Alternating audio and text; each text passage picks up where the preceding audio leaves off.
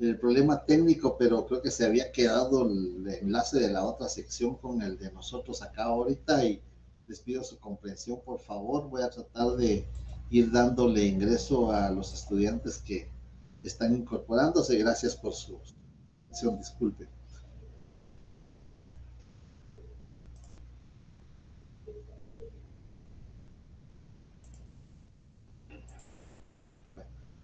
Todo tiene sus virtudes y todos tienen también sus inconvenientes, pero creo que una de las ventajas que tenemos es la comodidad donde podemos estar y presentación que podemos utilizar para que se vaya entendiendo, comprendiendo el tema de una manera más eh, eficiente en el aspecto de la exposición. Ya vimos la definición de derecho notarial, vimos que regula el derecho notarial, que regula tres elementos muy importantes: la función notarial, la organización legal del notariado, la teoría formal del instrumento público. Vimos también cuál es el contenido del derecho notarial.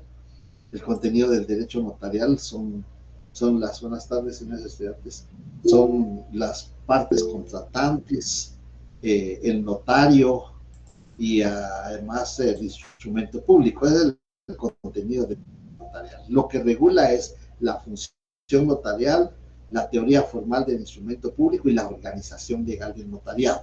Ya vimos eso, vimos los instrumentos públicos. ¿Cuántos instrumentos públicos puede autorizar el notario? Vamos a encontrar que el notario puede autorizar 7 instrumentos públicos que vamos a encontrar regulados específicamente en el Código de Notariado. La escritura matriz o la escritura pública, que está en los artículos 8, artículos 9 del Código de Notariado. Vamos a encontrar el acta de protocolación, que está en el artículo 63 y 64 del Código de Notariado. Vamos a encontrar la toma de razón de legalización de firma, que está en el artículo 59 del Código de Notariado. Y posteriormente, en el año 1964, entra en vigencia el Código Civil. El 1 de julio de 1964, en el artículo 962, va a incorporar un cuarto instrumento público que se llama acta notarial de transcripción del acta, acta de protocolo, transcripción del acta notarial que autoriza el testamento cerrado, 962 del Código Civil. Ya vamos. Luego tenemos el acta notarial, tenemos la auténtica de firma, tenemos la auténtica de copia de documentos. Ahí nos tienen que dar 7 instrumentos públicos. Ahora vamos a ver los principios del derecho notarial. Nosotros sabemos que el derecho en sí tiene principios, son parte de la doctrina. Esos principios se materializan en la legislación para poder hacer efectivo la concatenación de la doctrina con la legislación. Y vamos a ver los principios. Vamos a ver los principios más elementales, porque cada tratadista, cada autor tiene sus principios enfocados de diferente manera. Pero nosotros en el curso de Derecho Notarial, jornada matutina, jornada vespertina y jornada nocturna, hemos ido unificando los principios que tienen más trascendencia y que podemos exponer y nos van a servir y que están regulados en la legislación guatemalteca. Y vamos a encontrar el principio de rogación. ¿En qué consiste el principio de rogación? El principio de rogación es la forma en que va a actuar el notario. El notario no puede actuar de oficio. El abogado puede actuar de oficio. El abogado, por eso hay una defensa pública, abogados de oficio, llamados también abogados pro bono, porque actúan de oficio para hacer efectivo el derecho sagrado y derecho constitucional de defensa. Pero el notario no puede actuar de oficio, el notario solo puede actuar de dos maneras: a requerimiento de parte. Cuando las personas llegan a la oficina, cuando las personas le llaman al notario o le mandan un correo, le envían un correo o un WhatsApp o un chat y le manifiestan que necesitan reunirse con el notario porque necesitan resolver un problema o plantear un negocio jurídico que va a ser de beneficio y de utilidad para la persona que va a firmar y posiblemente también para la familia. Entonces el notario solo puede actuar a requerimiento de parte. Ese principio de requerimiento de parte está regulado en la Constitución Política de la República, en el artículo 28, solo que ahí se denomina derecho de petición. Todos tenemos derecho de petición. Es un derecho humano, es un derecho constitucional, y vemos entonces que en el derecho notarial existe el derecho de petición, pero tiene otra denominación. Se llama principio de rogación, porque el notario va a actuar cuando la persona llega a la oficina y va a actuar y va el notario a autorizar, va a poner en práctica sus conocimientos jurídicos, sus conocimientos doctrinarios y sus conocimientos técnicos. ¿Cómo voy a redactar? ¿Cómo voy esa intención de la persona, cómo la voy yo a materializar en un documento? ¿Cómo voy a plasmar aquí la voluntad de las personas, el negocio que las personas quieren realizar, el contrato que pretenden realizar? Entonces, ese es el principio de rogación. Cuando la persona llega y le solicita al notario, lo que va a hacer la persona es: licenciado, quiero comprar un inmueble. Eso es lo que le va a decir: licenciado, voy a vender un inmueble. Aquí viene el comprador o aquí viene el vendedor. Entonces, ese es el momento en que están requiriendo la función del notariado, su actuación, que ponga en práctica sus conocimientos técnicos, sus conocimientos jurídicos y sus conocimientos científicos. Por supuesto que a los clientes, al sujeto paciente, ya vimos cuando vimos las partes, cuando vimos el contenido del derecho notarial, vimos que el contenido son los clientes, llamados sujetos pacientes. Son las personas que llegan. Y el notario, llamado sujeto agente, porque es el que asesora, es el que le da forma legal a la voluntad de las partes. ¿Qué negocio jurídico de naturaleza civil o de naturaleza mercantil? ¿Qué negocio jurídico van a realizar las partes que están solicitando su actuación? Entonces, ese es el principio de rogación. Y el principio de rogación ya mencionamos que está regulado supremacíamente en la Constitución Política de la República, en el artículo 28. Todos tenemos derecho de petición. Y las autoridades pues, tienen la obligación de resolver dentro del plazo que determina la ley. ¿Dónde está regulado el principio de rogación en el Código de Notariado? Aquí sí les voy a pedir favor que me ayuden con la lectura. Vamos a ver, alguien voluntario que quiera leer el artículo que necesito donde ubiquemos el principio de rogación. Muy bien. Vamos a ver, Hasley Chu, por favor. Vamos a leer. ¿Tiene su código notariado al alcance, por favor? Sí, licenciado. Hágame favor, buenas tardes. Buenas tardes. El artículo 1 del código notariado, despacio y claro, porque vamos a ir analizando, por favor. Perfecto. Código notarial, título 1, notarios. Artículo 1. El notario tiene fe pública para hacer constar y autorizar actos y contratos que intervenga por disposición de la ley o requerimiento de parte. Muy bien. Muchas gracias, ¿no? Todavía están tocando la puerta. Vamos a permitir que ingrese.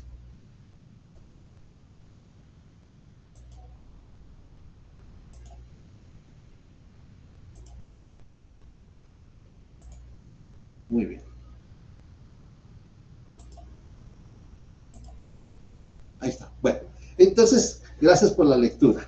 Entonces tenemos aquí el artículo 1, el notario. Ya vimos qué es notario, vimos que es un profesional del derecho encargado de una función pública. Ahí lo vamos a dejar porque sigue la definición, pero lo que nos importa ahorita, lo que nos interesa.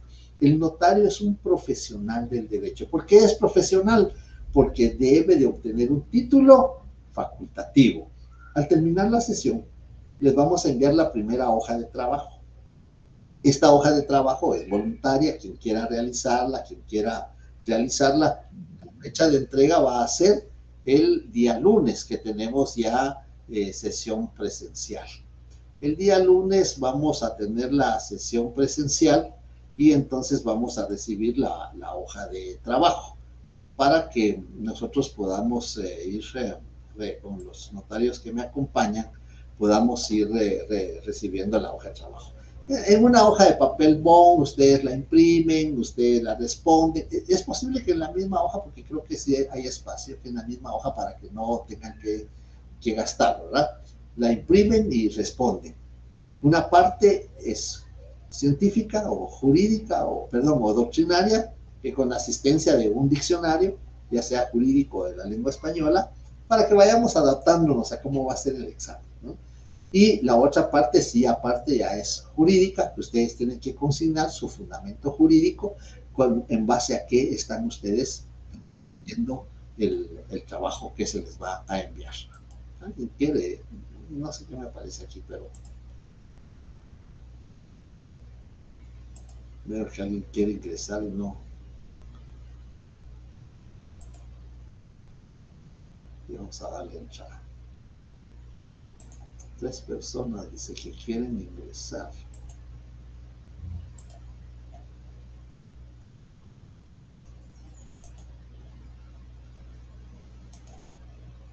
Bueno, entonces, ya vimos, el notario es un profesional del derecho.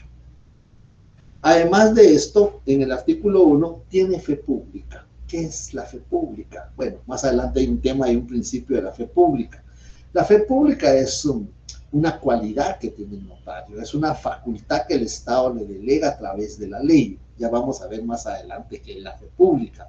Para hacer constar, ¿qué es hacer constar? Hacer constar, alguien me toca la puerta, pero no puedo dejarle entrar.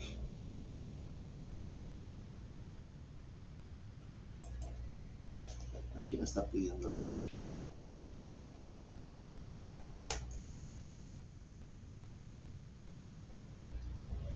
Vamos a dejar entrar acá. Bien. Entonces, hacer constar, ¿qué es hacer constar? Vean todos estos términos que a veces los leemos así efímeramente, pero tenemos que saber el significado.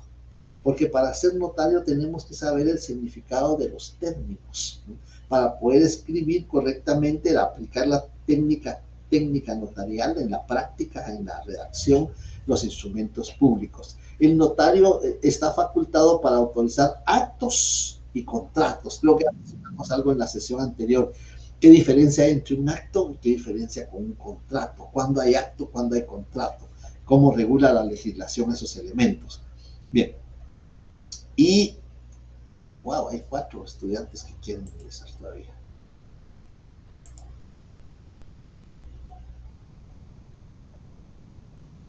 Pero no.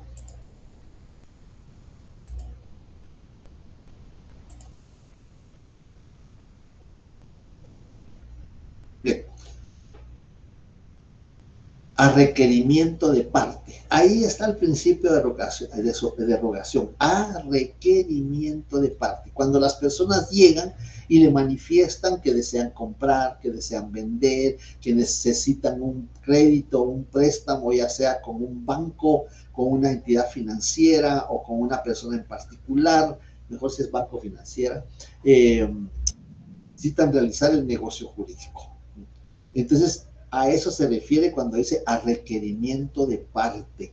Las personas decíamos en la sesión anterior, y tal vez lo voy a regresar un poquito, porque en la sesión anterior decíamos, las personas llegan a la oficina con su voluntad, inclusive les decía, miren, hasta sonrientes llegan, porque le dicen, licenciado, nos queremos casar, licenciado, queremos comprar nuestro primer inmueble o nuestra vivienda. Es decir, el notario va a resolver esa situación y entonces las personas llegan por su voluntad, llegan con su consentimiento, pero llegan a solicitarle al notario su función notarial, llegan a solicitarle su intervención. A eso se llama a requerimiento de parte. El notario no puede actuar de oficio, no se puede ofrecer los servicios profesionales, tiene que ser solicitado, ya sea por una persona individual o por una persona jurídica, para que el notario pueda actuar. Vimos entonces en el artículo 28 de la Constitución el principio el derecho de petición, que es el principio de rogación. En el derecho notarial se llama principio de rogación, ¿sí?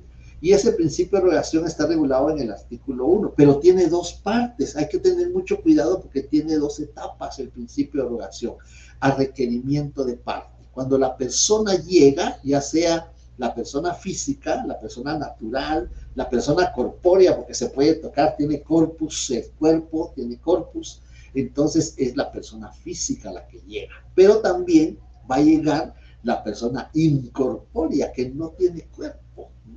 Ese por ahí no tiene cuerpo ni tiene corazón, pero no tiene cuerpo. Es abstracta, es una persona jurídica, pero va a actuar a través de su representante legal. Entonces la persona, hablamos de persona individual, jurídica, llega ante el notario y le solicita su actuación. Eso se llama principio de rogación. Pero en el artículo 1 dice a requerimiento de parte o por disposición del. Es decir, hay un artículo, ya esto habíamos mencionado algo en la sesión anterior, hay un artículo que regula que el notario tiene que actuar, ya no es la persona ni física, ni natural, perdón, ni jurídica, sino que es un artículo, es la ley, la que regula que el notario actúe. Miren el ejemplo. Las personas llegan y le manifiestan al notario, licenciado, nos queremos casar, así en buen término. El notario va a actuar a requerimiento de parte porque son las personas las que van a actuar a requerimiento de parte. Tengo un problema con dos personas que quieren ingresar, pero no las he podido dejar ingresar. No sé a qué se refiere esto.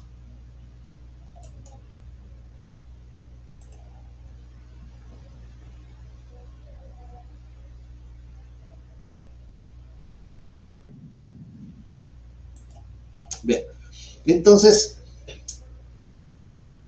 no es persona, hay un artículo en algún código, en alguna ley, que el notario actúe. Vamos a poner algunos ejemplos, porque ya vimos el requerimiento de partes cuando llega la persona, pero por disposición de la ley es cuando hay un artículo que regula que el notario actúe. Por eso es muy importante que tengamos presente cuáles son los 7 instrumentos públicos que el notario puede autorizar. Vimos escritura pública, vimos acta de protocolación, vimos acta notarial, vimos auténtica de firma, transcripción del acta que autoriza el testamento cerrado, vimos las auténticas de copia. Son 7 instrumentos. Yo les aconsejo que en una hoja de papel ustedes apunten los 7 instrumentos públicos que vamos citando, y no hay más.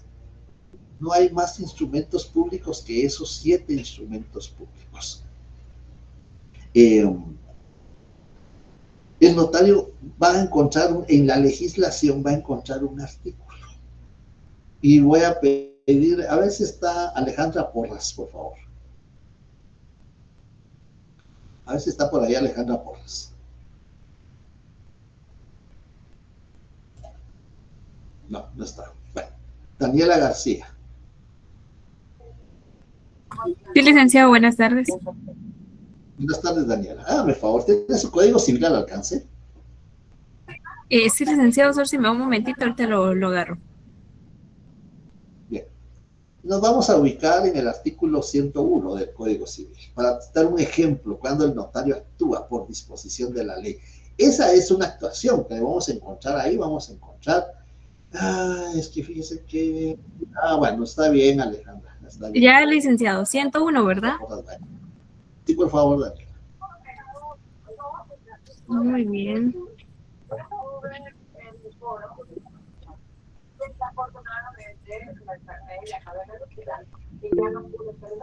Artículo 101. Actas de matrimonio. Las actas de matrimonio serán asentadas en un libro especial que deberán llevar las municipalidades. Los notarios harán constar el matrimonio en acta notarial que deberá ser protocolarizada y los ministros de los cultos en libros debidamente autorizados por el Ministerio de Gobernación. Ahí vamos a encontrar lo que está regulado en el 49 de la Constitución Política. ¿Qué funcionarios pueden autorizar el matrimonio? Pero veamos el 101 del Código Civil. Las municipalidades, cuando sea el alcalde el que va a autorizar el matrimonio, lo va a hacer en un libro, porque va a ejercer una fe pública administrativa, el alcalde. Los ministros de culto que estén autorizados tienen que tener un libro. Los ministros de cualquier culto van a tener un libro autorizado por el Ministerio de Gobernación para poder autorizar el matrimonio. Pero el notario, que es lo que nos interesa, el notario lo va a hacer constar en acta notarial. ¿Qué quiere decir? Un acta notarial. Papel bo, aquí va a autorizar. Cuando vimos el derecho notarial aplicado, licita el artículo 93 para autorizar un matrimonio, ¿no? Acta notarial. Ya tenemos el acta notarial de matrimonio. ¿Qué hacemos con el acta notarial? ¿Qué hacemos con el acta notarial? Muchas personas dicen, licenciado, ¿nos va a dejar el acta notarial? No, no podemos dejar el acta notarial. El licenciado la va a mandar al registro civil, al RENAP, para el acta notarial para el matrimonio. No, no, tampoco es mandarla.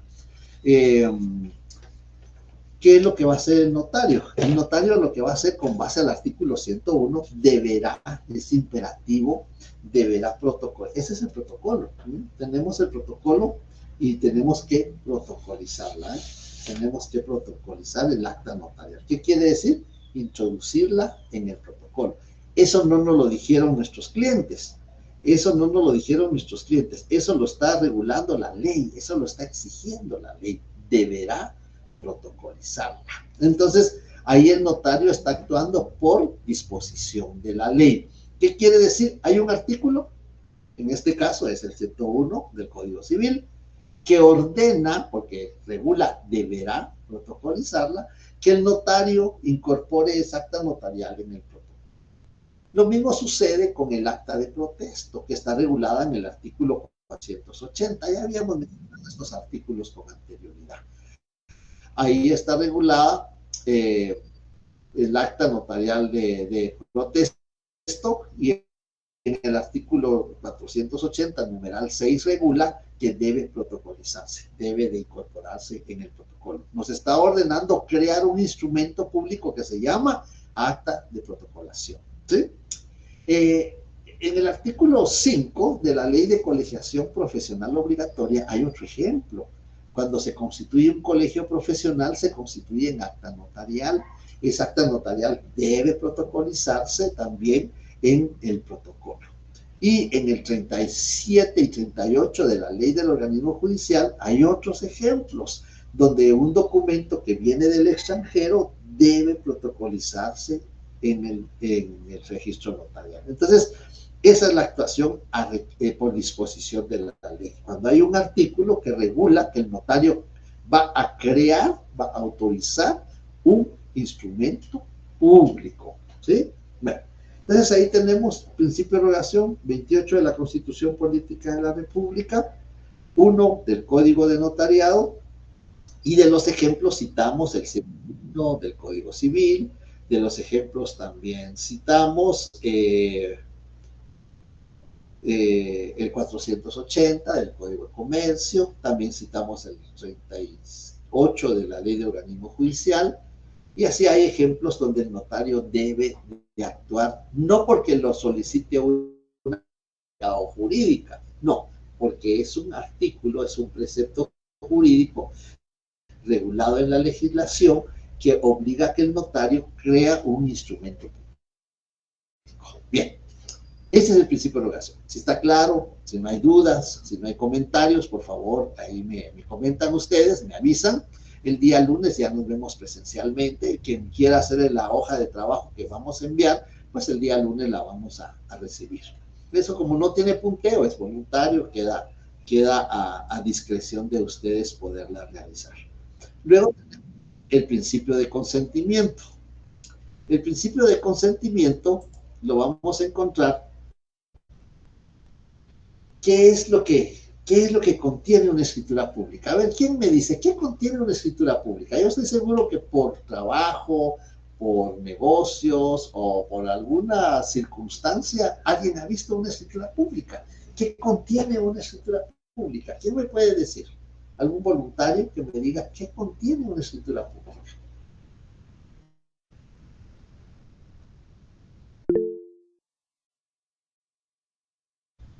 A ver, Giselle o Hazel, ¿verdad? Es Hasley, no tenga pena, doctor. Los escritores Disculpe. públicas, de primero va el orden como lugar, día, mes y año. Luego va el nombre, apellido. Solo Jaciel, esa es la forma. Pero ¿qué contiene? ¿Qué hay ahí redactado? Esa es la forma.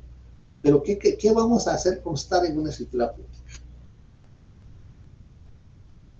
Es que esa es la forma. No, está bien. Tal vez la pregunta la planteé mal, pero lo que usted me está diciendo es la forma de la escritura. ¿Cómo vamos a redactar? Mi pregunta es, ¿qué contiene? ¿Qué vamos a hacer constar en la escritura pública? ¿Un testamento? A ver, ¿Un testamento? Valesca. Un testamento, sí, muy bien. Una declaración de voluntad, un testamento. Giré. ¿Qué dice Giré? Compraventas o hipotecas. ¿Compraventas de qué? De un bien, ya sea mueble o inmueble. Compraventas de inmueble, ¿sí? Muy bien. Bueno, también puede ser un vehículo, un bien mueble. Muy bien, Giré. Muchas gracias. Belsi, a ver, ¿qué dice Belsi? La realización de una sociedad. La constitución de una sociedad. Muy bien, muy bien. Alguien me escribió un mensaje de matrimonio, vi que leía algo por ahí, vamos a ver qué dice. En el matrimonio se hace constar que ambos desean contraer matrimonio. Bueno, sí, en un instrumento público también hacemos constar actos. Actos, ese es un acto, ¿verdad? Pero en una escritura pública, ¿qué vamos a contener? Alguien decía, la compraventa, ¿pero de qué? Le pregunto yo. Compraventa de bienes inmuebles. De bienes muebles es muy raro que se realice en escritura pública, porque el bien mueble se puede hacer en un documento privado. Ya vamos a ver el 1575 y 1576 del Código Civil cuando vayamos más adelante. Pero los documentos que deban de inscribirse en los registros públicos deben de constar en escritura pública. Y para comprar un inmueble, para vender un inmueble, tenemos que hacerlo constar en escritura pública. ¿Por qué? Porque lo vamos a inscribir en el registro general de propiedad. Ahí vamos a inscribir el inmueble. Vamos a ver, todavía hay alguien que quiera entrar. Ahí está. Bueno. Entonces, correctamente, a ver qué dice Eddie José. Sí, ¿qué tal, licenciado? Fíjese que yo le iba a preguntar que si le podía el mandato. Muy bien. El mandato, por supuesto, también una escritura. Es que veamos qué contiene la escritura pública. La escritura pública va a contener contratos. ¿Cómo puede ser el contrato? ¿Cuál es la naturaleza del contrato? Y vamos a ver el fundamento jurídico. La naturaleza del contrato va a ser civil o va a ser mercantil. Por eso, el notario debe de tener una formación desde el punto de vista del derecho civil y desde el derecho mercantil, porque hay contratos de naturaleza civil y de naturaleza mercantil, cuando participa un comerciante o cuando ambos son comerciantes. Cuando las personas no son comerciantes, es un derecho, es un contrato civil, pero también va a contener la declaración de voluntad. Tanto es una declaración de voluntad.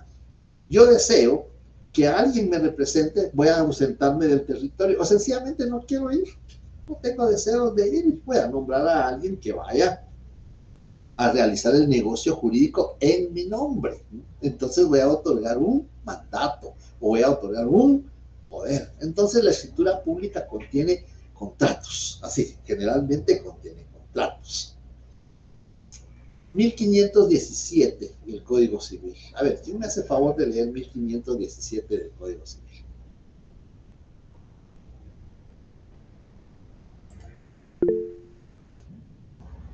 Bueno, muy bien, Stephanie, gracias, por favor. 1517.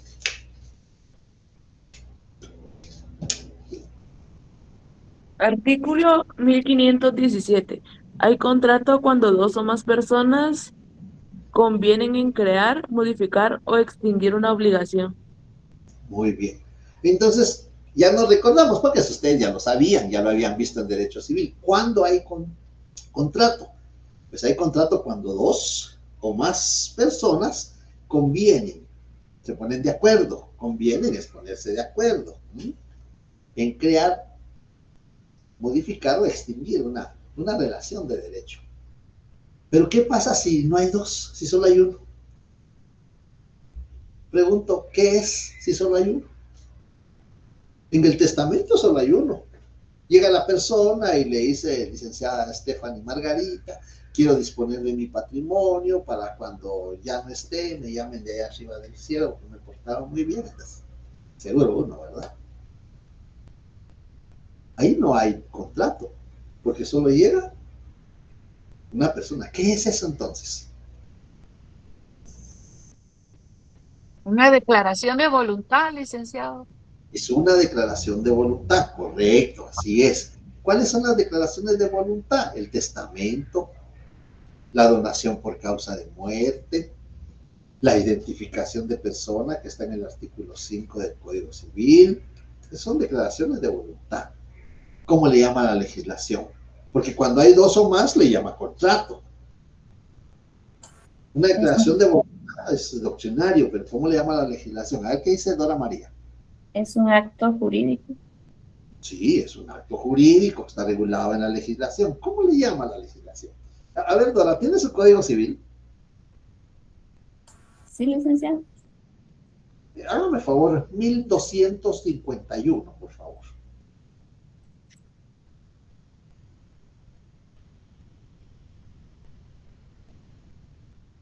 Ahorita lo estoy buscando.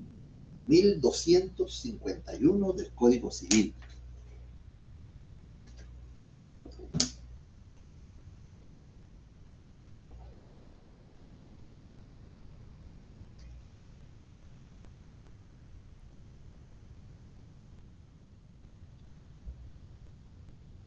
¿Qué pues les pido favor? ¿No puedo leer yo, licenciado? Hágame favor, a ver, está bien, vale, está bien, sí. 1251. El negocio jurídico requiere para su validez capacidad legal del sujeto que declara su voluntad, consentimiento que no adolezca de vicio y objeto lícito. Muy bien, muchas gracias. El título es del negocio jurídico. Ajá, correcto, muy bien. Entonces vemos ahí, cuando no hay dos o más, no hay contrato. No hay, porque la premisa es que existan dos personas. Pero en el caso que solo hay una persona, va a ser un negocio jurídico. Todo contrato civil, mercantil, es negocio jurídico. Pero el negocio jurídico no siempre es contrato. En este caso lo que hay es una declaración de voluntad, correctamente, como nos habían dicho, pero es un negocio jurídico que se necesita tanto para la validez del negocio jurídico cuando hay una persona, como para el contrato cuando hay dos o hay más. Se necesitan tres elementos importantes. La capacidad. ¿Qué es la capacidad? ¿Cuándo se adquiere la capacidad? ¿Cuántas clases de capacidad regula la ley? Eso lo tienen que saber ustedes, porque eso es del curso de Derecho Civil, que ustedes ya aprobaron. Objeto lícito. ¿Qué quiere decir eso, objeto lícito? Bueno, pues que esté permitido su tráfico en el comercio, en la negociación de las personas, y que lo permita la legislación. Objeto lícito. Pero aquí vamos al principio de consentimiento. El consentimiento es cuando aceptamos, cuando decimos sí. A veces no hablamos y solo hacemos gestos, por eso está ahí, gestos. O decimos, ¿verdad? O sencillamente nos quedamos callados. Eso se llama consentimiento tácito. Cuando nos plantean algo y nos quedamos callados, no hacemos gestos, no expresamos verbalmente, nos quedamos callados. Como dice el refrán, el que calla, otorga. ¿Y qué otorga? El consentimiento. Eso es. Entonces vemos, y también existe el consentimiento expreso. El consentimiento expreso regula lo verbal, los gestos. Cuando las personas dicen, El notario le lee, ¿usted está vendiendo el inmueble? Sí. ¿Usted lo va a vender por tal precio? Sí. Ahí está manifestando su consentimiento. Pero ¿cómo hago yo? ¿Cómo hace el notario? ¿Cómo van a hacer ustedes como notarios, notarias? Capturar ese consentimiento. Las palabras te las lleva el viento. ¿Cómo hago yo para capturar ese consentimiento y dejarlo materializado en el instrumento público? ¿Cómo hago yo? ¿Cómo hago yo para demostrar que Juan Pérez vendió el inmueble y que María González compró el inmueble? ¿Cómo hago yo? Por medio de la escritura pública. Por medio de un documento que se llama escritura pública. Muy bien. Entonces nosotros como notarios, ahora sí viene que contiene el número, el lugar, la fecha, la forma, la técnica. A ver qué dice Margarita. ¿Qué dice Margarita? ¿La escuchamos? Bien. Entonces redactamos en un instrumento que se llama escritura pública. Bueno, pues ya tenemos redactado el instrumento, que puede ser a mano, hológrafo, o puede ser a máquina, ¿no? Ya tenemos redactado el instrumento público. La persona ya nos dijo sí, por gestos y verbalmente, pero ¿cómo ese sí, ese gesto, lo dejo aquí? ¿Cómo lo dejo aquí? La persona se va, ya nunca va a regresar posiblemente, o tal vez sí de repente, pero ¿cómo hago yo para ese sí? Dejarlo aquí. ¿Cómo hago? Con la firma. La firma. Muy bien, a ver, Rosario, muy bien. Con la firma, así es. Con la firma, ¿cómo definimos? Si me dijeran de una definición de firma, ¿qué diría? ¿Qué es la firma? La firma en el derecho notarial, por supuesto. Aquí estamos en notarial. La firma, oigan, y pongan atención. La firma puede ser legible, Juan Pérez, se lee Juan Pérez. O puede ser ilegible. No entiendo qué es ese garabato, pero es la firma. Entonces la firma puede ser legible o puede ser ilegible. ¿Cómo firman ustedes? Todos tienen firma. Todos firman. Cuando estamos en el examen parcial, lo final, pasamos una hojita y ustedes firman. ¿Ya leyeron qué dice la hoja? Lo que pasa es que el examen por los medios, por la emoción, porque uno quiere contestar rápido, demostrar que ya estudió, no leemos lo que dice arriba. Hay que leerlo. Pero todos firmamos. Entonces, el consentimiento. ¿Cómo materializo yo ese gesto? ¿Cómo materializo yo ese sí? Con la firma, que puede ser firma ilegible o puede ser firma legible. Ustedes cuando hacen su firma, ustedes dirán, es que yo firmo ilegible. Mi firma es legible porque se lee mi nombre. Y todavía le hago un ganchito por ahí para adornarlo. Es la firma. La firma, Tavares de Carvalho, tratadista italiano del derecho notarial, dice, y vean qué bonito lo que dice, ¿qué es la firma? Cuando a ustedes le pregunten, ¿qué es la firma? Y van a ver, dice, la firma es la representación gráfica del consentimiento. Y como todo contrato es negocio jurídico, y el negocio jurídico para su validez necesita el consentimiento 1251 del Código Civil, el notario necesita capturar ese consentimiento y dejarlo plasmado aquí. Ese sí, ese gesto afirmativo, ese, ¿qué hacemos? Aquí. ¿Cómo? Con la firma. Pero ahora viene la pregunta, a ver quién me contesta. ¿Qué pasa? Nosotros tenemos la dicha, tenemos el gran privilegio. Ustedes tienen el privilegio de estar ahí escuchando la plática, las reflexiones que hacemos. Reflexiones, porque esto ustedes ya lo estudiaron anteriormente. O allá en la facultad, el día lunes ya estamos allá, qué bueno, en un escritorio universitario de una facultad que tiene 350 años de existir. Ustedes tienen esa dicha y ese privilegio. Pueden escribir, pueden leer, pueden firmar. ¿Qué pasa si la persona no ha tenido esa dicha? Si la persona no puede firmar. O si la persona se lesionó. Si la persona se lesionó porque no puede temporalmente, o definitivamente no puede, o no tuvo la dicha de aprender, de saber firmar, ¿qué hace la persona? ¿Cómo materializa ese consentimiento? Porque el hecho que la persona no haya tenido el privilegio de tener una educación, de una formación, y que no sepa, no sabe escribir, o que no puede porque tiene temporalmente, ¿qué hace la persona? A ver qué dice Jiré. Se puede utilizar la impresión de su huella dactilar, ya sea del pulgar o índice derecho o izquierdo, dependiendo de cuál lo tenga registrado. Ah, muy bien. Todos están muy bien. Solo me surge la duda. ¿Dónde se registra?